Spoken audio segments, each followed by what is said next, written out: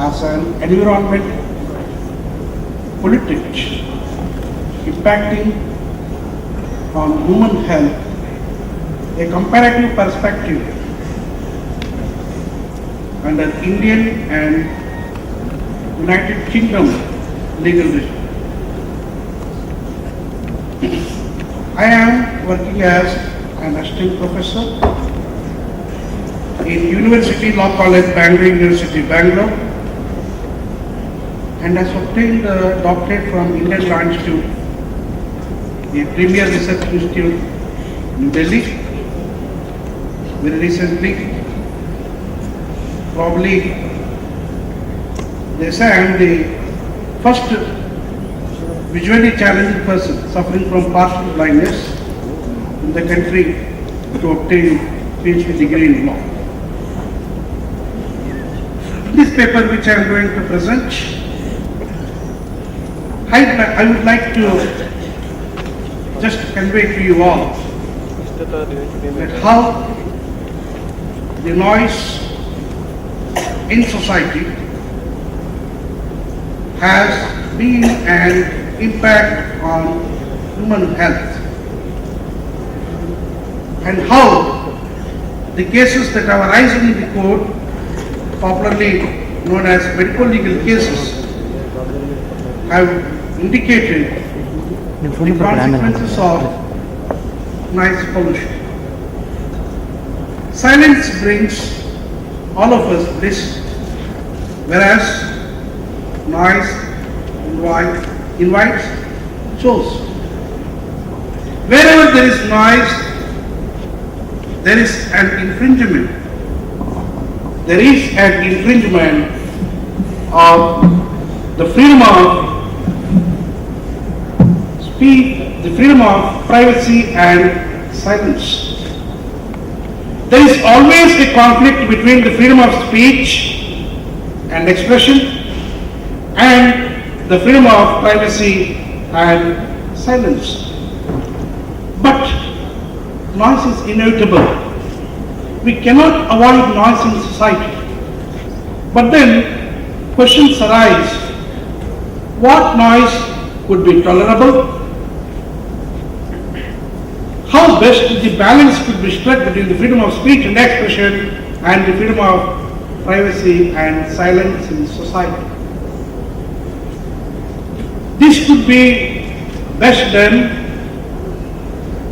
by proper implementation of environmental legislation and by proper coordination between the Department of Public Health and Police Administration. Now coming back to the consequences of noise. As per the different medical legal cases that have been argued before different high courts and the Honorable Supreme Court in India, it appears that due to noise, there is an impact on human health arising to problems such as interruption in sleep. You know the consequences when a person has less sleep in his life, and what are the probable health related diseases that are going to attack a person due to less sleep. Irritation, distraction, then there is an impact of stress due to noise. There is an impact on human being due to noise, more particularly that may lead to some sorts of inconvenience to lead peaceful life. Due to the advent of industrial revolution, there have been new problems that have arisen due to noise and have been an impact on human health, such as due to noise there are reports of increase in cholesterol level, strokes, heart attacks, etc., etc. You may please hear the noise in cities, in remote rural areas, arising due to different types of religious practices, different types of ceremonies, and more particularly in some areas, the noise that has arisen due to mining. The noise that has arisen due to mining has been a major impact on the health of the residents residing in that locality. So after knowing in brief the consequences of noise and its impact on human health, now I would like to just come to the point how to control the noise in society. In India, the noise has best been controlled by the implementation of environmental legislations passed. And so is the case in United Kingdom. The noise that has arisen due to loudspeakers, vehicles, noise in streets, noise due to crackers, noise due to religious practices, all this has best been controlled by proper implementation of the environmental legislations and the rules framed there and there, now and then, and also by proper coordination between the Department of Public Health and Police Administration. As far as India is concerned, the Environment Protection Act 1986, the control of noise pollution regulation rules 2000 are most important legal provisions that have been applied by the administration to prevent noise. Whereas in England, in United Kingdom, there are so many legislations as compared to India, the Environment Protection Act 1990, the control of the pollution control laws, the trafficking laws, the licensing laws, etc., are more popular in preventing the noise pollution in United Kingdom. To conclude, in any civilized society, there is a need for quietness, and quietness is very much essential for peace in society. And I conclude that there is a noise code, noise pollution code, which is there in the United Kingdom, and the same is not there in India. I conclude my presentation with few suggestions. It is very much essential to take immediate steps by the administration to prevent noise in society. There is a need to establish noise pollution codes by the government. There is also a need to have a noise control pollution code as it is available in United Kingdom. There should be proper coordination between the Department of Public Health, police and other persons. Thank you very much for your kind hearing, and I thank the organizers, especially Professor M.S. Reddy and Professor Ramchandra Mohan, for providing me an opportunity to present my views in this historic international conference. I pray all a very good health and peaceful health. Thank you. Nausea, headache, I didn't mention about that. So people, lot of people have seen my students, other people, whenever there is noise, they first get headache, then followed by nausea. Now, how do you relate these two? Is you get a headache, people will get headache because of the noise? Yeah, definitely. Wherever there is noise, there is an irritation, and there is all possibility of stress. And due to irritation and stress, there is possibility of headaches. So even the headache is automatically there whenever there is noise pollution. People complain lot of things because there is lot of sound, so there is a headache like this. Of course, it's quite possible, sir. This is possible. Yes. And also sometimes nausea, vomiting sensation.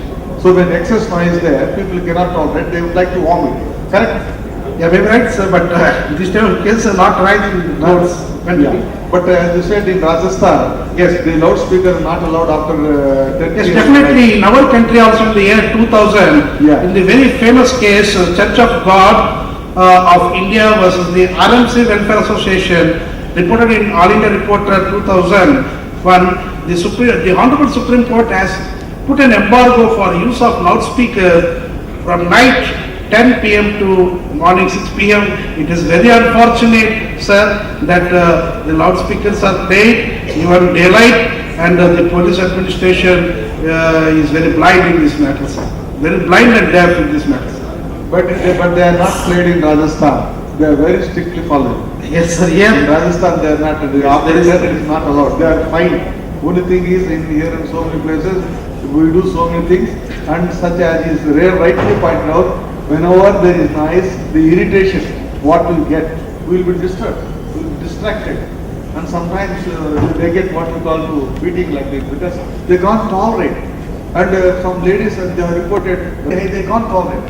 That type of observation also we have seen there. That's a really very interesting paper. So I congratulate you for the information you got. Fact number 111.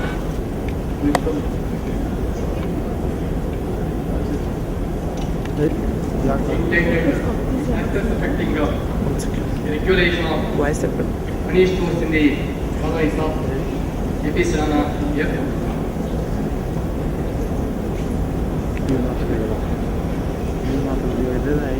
And the beekeeping is generally practiced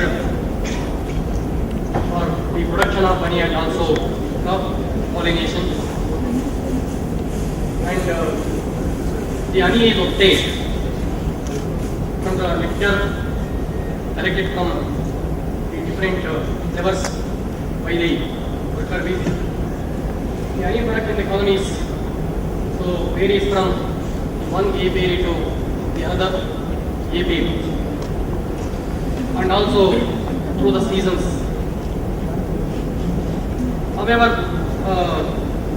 there are so many factors affecting the honey stores and honey production so in the honey bee colonies. So there is an effort to investigate these such factors which affect the honey stores in the colonies of AP Sirana, so around the Bangalore.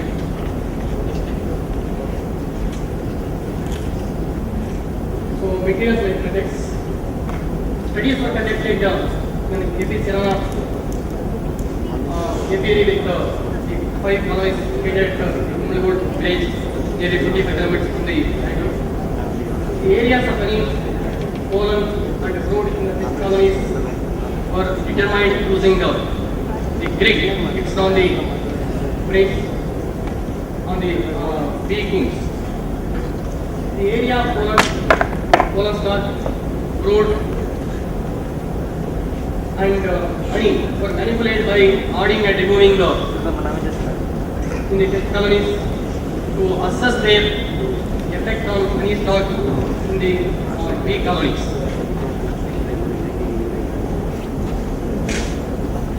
So these are the frame covered with the bees, AP Sirana bees.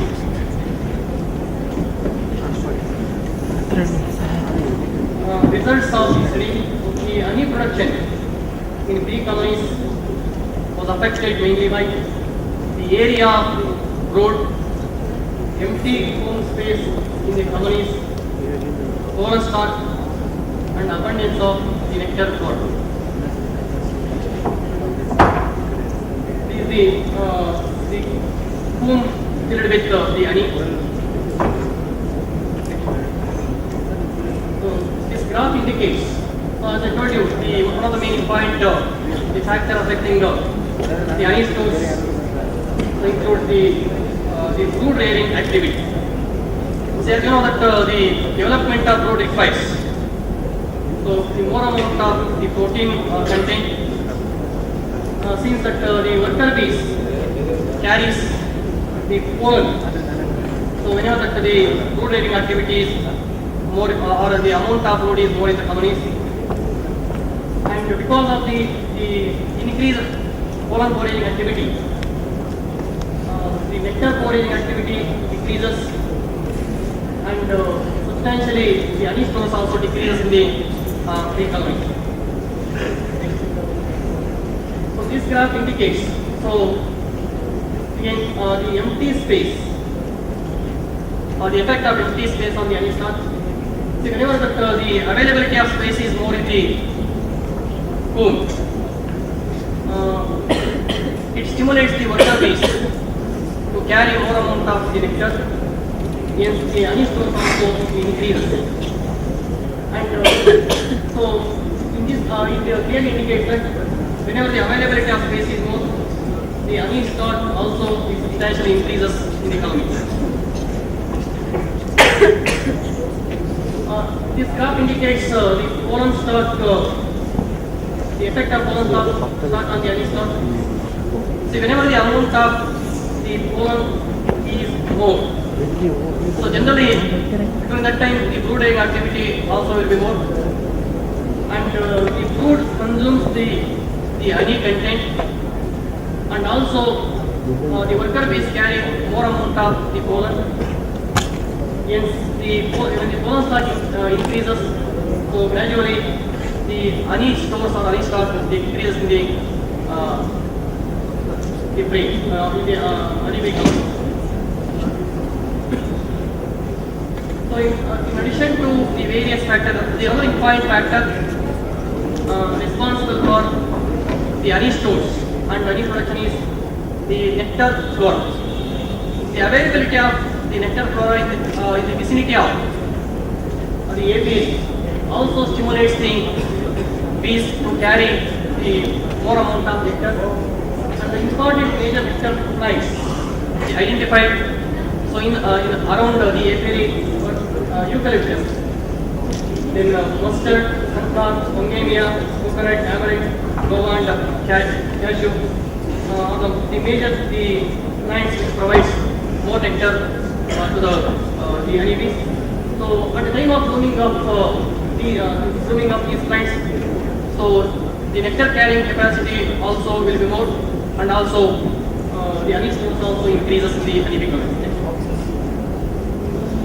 Conclusions: the areas of the brood, empty comb space, and pollen stock in the colonies play an important role in the production of honey in the bee colonies. Therefore, so the beekeepers or the farmers, so should take the suitable the management practices for honey production by manipulating the colonies, or whenever the availability of the nectar flora is more. So during that time, so by combining or transferring the food frames to the other colonies, and also by providing the more the super chambers for to store the honey. So by these activities, so you can increase the honey stores as well as the honey production. So these are sunflower, which is a major nectar flora for honeybee. Myself Rajan More from Shivaji University, Kolhapur. I am presenting paper under the theme Human Health. The title of my paper is Physiological Profile of your Response to Corruption.